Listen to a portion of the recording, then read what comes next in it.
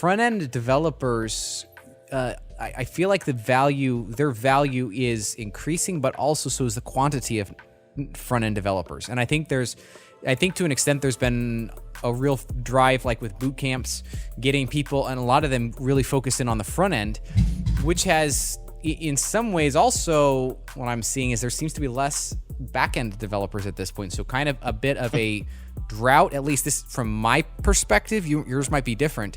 But also the thing is with back end, you have to either be better at multiple platforms. It's harder to focus, I guess, on the back end rather than it would be on the front end.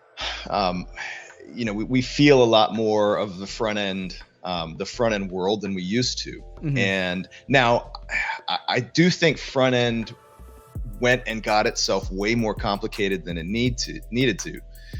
But I think also over time that problem solves itself as well, and the cream rises and everything. But you have different frameworks in which you can specialize, and you have different languages involved. JavaScript is sort of the hot stuff right now. That's right. But I think it is still beneficial to have that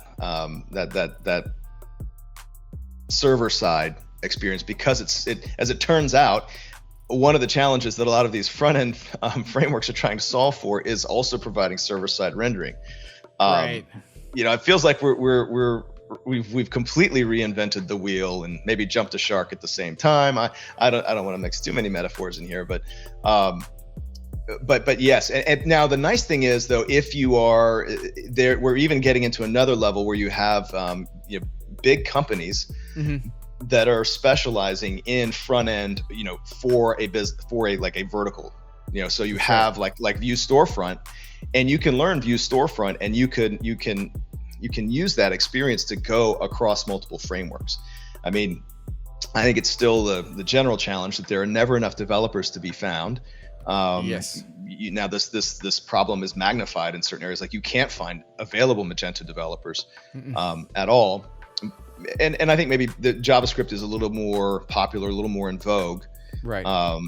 But that doesn't mean that PHP isn't still just as valid. It still is driving a huge percentage of the total content delivered by the internet. So I think it's an interesting time to be in the biz, and I think there are way more the cool thing is there are way more ways to get into the business, and you can go as high level or as deep as you want, and that's not, I'm not putting not assigning a value there. I'm just saying that you can concern yourself and have a very good career building really interesting front ends. And I think you can have a really interesting career building, operating entirely in the back end or building APIs or whatever.